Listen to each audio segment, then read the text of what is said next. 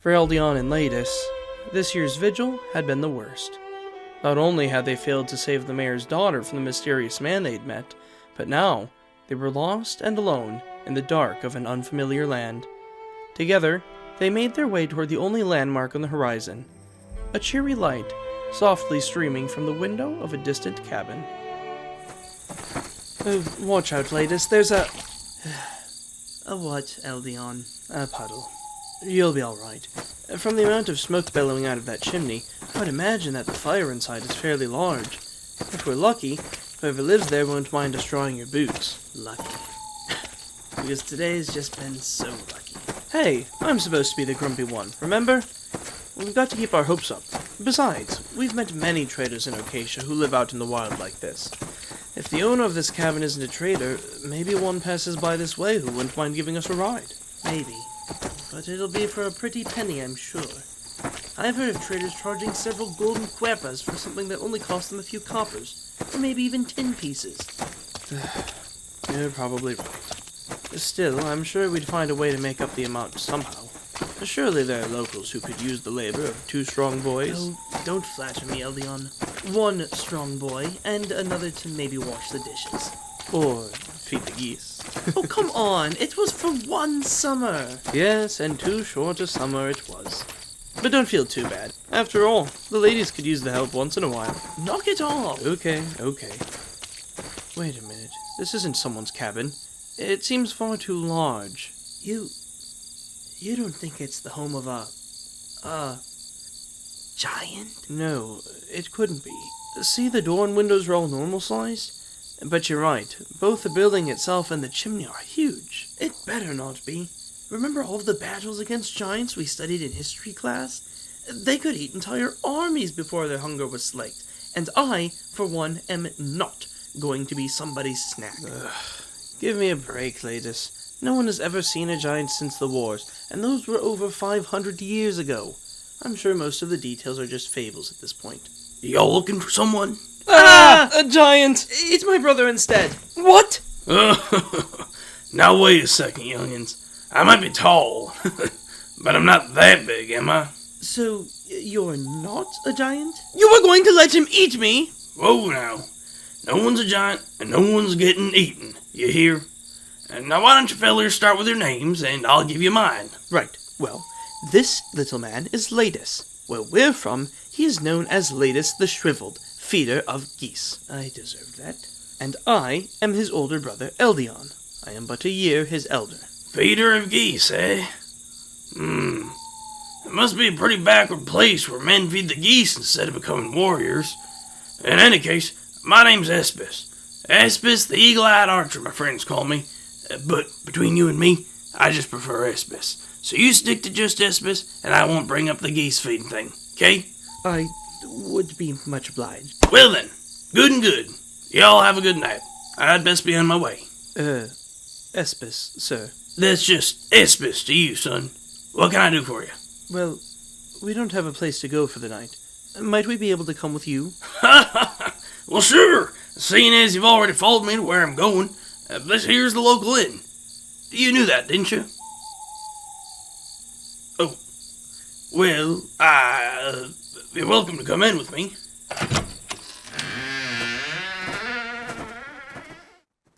The inn was unlike anything the two had ever seen. A combination of rough-hewn stones plastered together with a speckled mortar and oaken logs and beams, mostly stripped of their bark, made the frame and walls of the inn. Furs were everywhere, as padding on chairs, as doilies on tables, and not a few covered the walls as trophies of successful hunts by patrons of the inn. Against one of the shorter walls was a fireplace, glowing and crackling merrily along, where several chairs were placed so that inn-goers might enjoy the fire's warmth. Along the other wall was a tall table, running nearly the length of the wall until it met a staircase leading up to a balcony where several doors could be seen. Had the two been more familiar with inns, they would have immediately recognized the tall table as the desk where patrons could check in or out of rooms, and the person snacking on nuts behind it as the innkeeper, or at least one of their workers.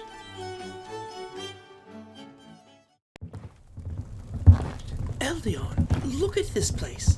This is magnificent. I know. Furs and rough-hewn lumber everywhere. And look at the weapons hung along the wall. Enough to supply a small band of men for months. You two really haven't been to an inn, have you?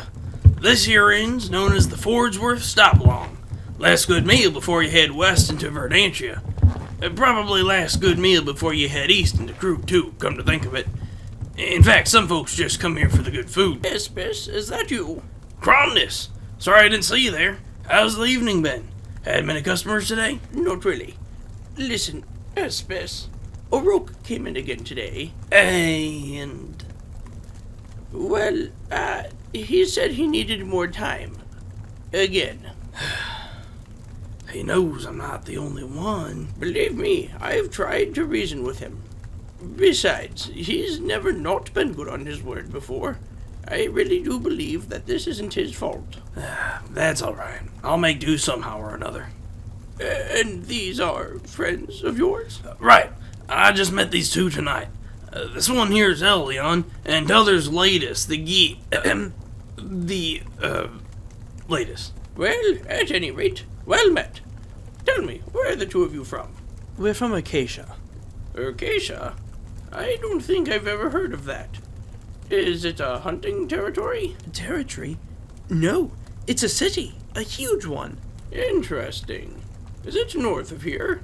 Many of the northern regions have not yet been thoroughly explored. Truth be told, we have no idea what direction it is from here. Nonsense. Surely you must have some idea of what direction it is from here. Which way did you travel to get here? Well, down, technically. My brother and I fell into a portal and just sorta ended up here. A portal? Do tell. Well, my brother and I were back in Acacia. We could hear someone in trouble, so we followed the sound of their cries. Just as we found them, we ran into a man dressed all in black. He opened up a portal in the ground, and I was pulled in. Latest tried to help, but he was pulled in after me. That's really all there is to say. Interesting. I've never heard of something like that before, and believe me, I've heard a good many stories in my time. So, Cromness, what do you do here? I, don't think they've ever been to an inn before. Really?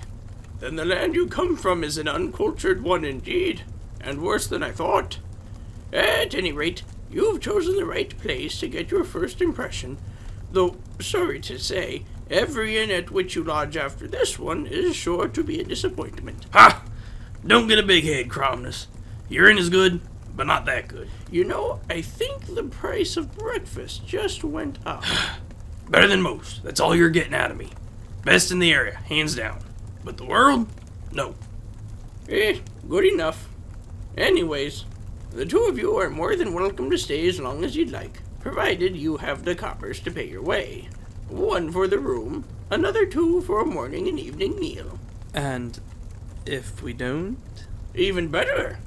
See this board behind the desk with me? With all the parchments hanging? Those are work inquiries, employment offers, and locals seeking a good set of hands. May I see one? Sure. Just reach over and grab one. They come off easily. Don't worry, they won't tear. Let's see. Lumberjack in need of assistance will pay 4 coppers for tree hauling. Apply at the Fordsworth Stop-Along. 4 coppers per tree? We'd be stuck here for months. Actually, that's 4 coppers per day, not per tree. You can get a good few done in a day if you work hard. And who knows? Arlen the lumberjack is a good man. He may even raise you to 6 coppers if you work hard. No, thank you. Oh, what does this one say? 2 silvers? That's 200 coppers. Really? What for? Let's see. An ooglet has made its nest in my fishing pond and is eating all the stock. I'm worried that soon there'll be nothing left. It's my only source of income. Requesting urgent help. I'm afraid that will do you no good. You see, that's a request for a hero. Far too dangerous for children, I'm afraid. Who are you calling children? With all due respect, sir, we are not many years away from becoming men. I've passed 16 years in this world, and my brother only 1 fewer. Besides, we don't come unarmed. You young'uns got spirit, I'll give you that much. I'm sorry. It is simply too dangerous. Heroes are men and women of great valor, mind, and strength, with not a little luck besides. I admire your fighting spirit, but in truth, the two of you are, at best, half-grown boys with one sharp piece of metal between the two of you. I simply cannot allow it. Oh, come on now, Cromness. Look at these two. If you never give them the chance, how are we ever gonna get to know if they're heroes or not? Besides, the board is always overflowing with pleas for heroes. Espis. Oh, don't you espis me, you thin-faced bookworm.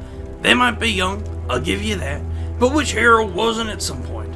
Besides, size isn't what makes the hero. Why, wasn't it the dwarf folk of the crew that drove away the raiders 2 summers ago? And they're little folk, aren't they? I don't know if that really... Well, what about Implemere back in her day? She was a frail thing, but she led men against the Templar when they invaded. Okay. Let me see if I have something. No, that's too dangerous. No, that one involves acid.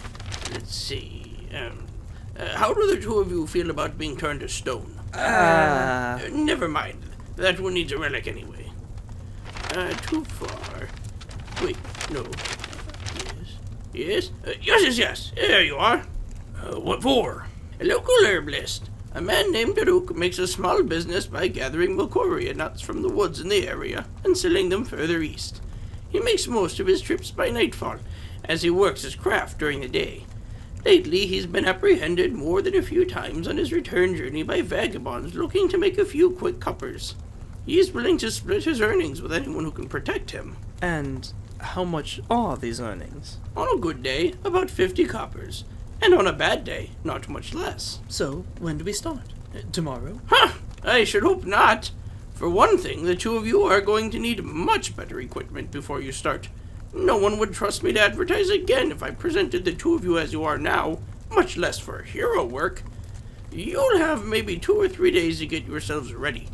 I'd suggest, in the meantime, finding some weapons and familiarizing yourself with their usage. And where would we find those? Don't you fret none, boys. I'll help you take care of everything tomorrow. In the meantime, I'm ready for some shut-eye. Cromness, have anything left over from dinner? A few fillets of smoked trout and some rolls, probably a little stale by now. You're welcome to help yourselves, and you can decide whether you want to eat down here or in your room. But we don't have any... Nonsense! I'm not so pressed for pieces I can't be a little flexible. You're welcome to stay and eat free of charge until you get your feet under you. The two of you seem trustworthy. I'll give you that. Thank you, sir. Kids, you're gonna have to drop the sir stuff around here. People are gonna look at you funny.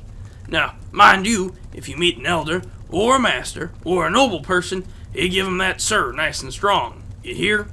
Yes, sir. I mean, sure thing. Good. I'm headed to my room for the night. You two best be doing the same. We'll figure out more tomorrow on how to get you back home. Night. Good night. Why don't the two of you head upstairs to your room? No sense in hanging alone down here all night. But won't we need a key for the room, or... A key? You won't need a key. No one other than the two of you will be able to enter the room as long as it's held under your name. But how... Come now, boys. You don't think an inn becomes the best in the world? And never mind what Espis said, this is the greatest inn in the world. Without a little magic, do you? I guess I wouldn't know. Well, you will. Anyways, sleep well. Thank you. Good night, Cromness. Good night, lads. Good boys, those two. Maybe Espis is right after all. Goodness knows how this town could use heroes.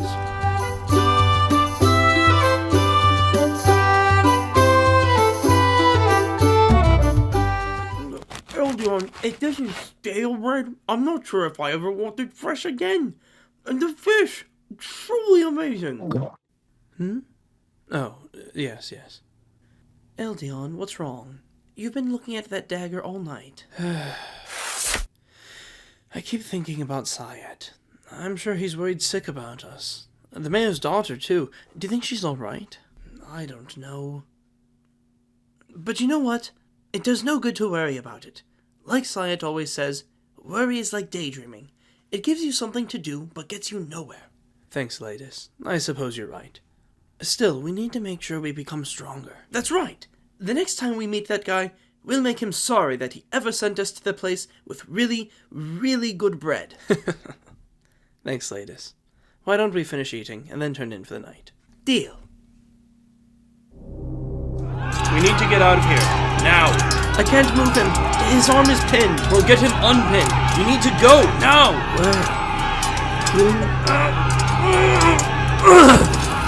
Got him! Good. You're going to have to carry him. There should be an alcove about 30 paces from here where we can hide.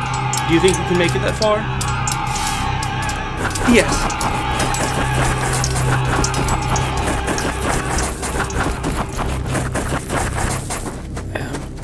Am I dreaming? We should be safe here. You can set him down. Wake up! Oh, please wake up! I didn't want you come all the way here just to die like this! Latest? Elier, he's not moving. No! I'm not giving up on him, Softneil! Elier! Here, let me help. Take a moment to make sure your splint is holding. Who are you? You need to wake up. Please, please. Who? Cord, you need to wake up. Cord? Where did everything go? Everywhere, just black. Am I still dreaming? Yes, Eldion. You yet slumber in the inn at Fordsworth. Worry not. That dream. It was so... Pay it no heed. Dreams are things of mystery. The task ahead of you, however, is more clear. And who are you? A friend. That will have to suffice for now, though I expect we shall meet face to face soon. Why are you here? To admonish you. The trail ahead of you twists and turns. I can see it. It follows a golden thread through the land. However, there are times when the thread becomes gray and ugly. Do not be afraid, however, Eldion.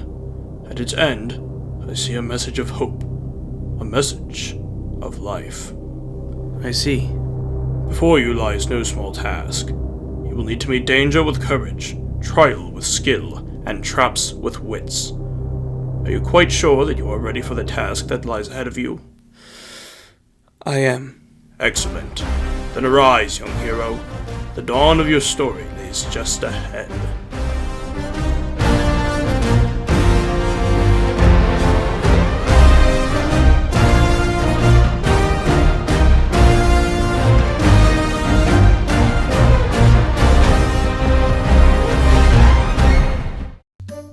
I hope you've enjoyed the tale. If you want to see more like it, be sure to check out our official website, www.quipsfromthequiver.com, link in the description. We have bi-weekly uploads of engaging, entertaining, and edifying stories to encourage, uplift, and inspire. If you've enjoyed this story, please be sure to like and subscribe. It's absolutely free and helps out a ton. Plus, it's cheaper than donating and helps us just as much. Be sure to stay inspired.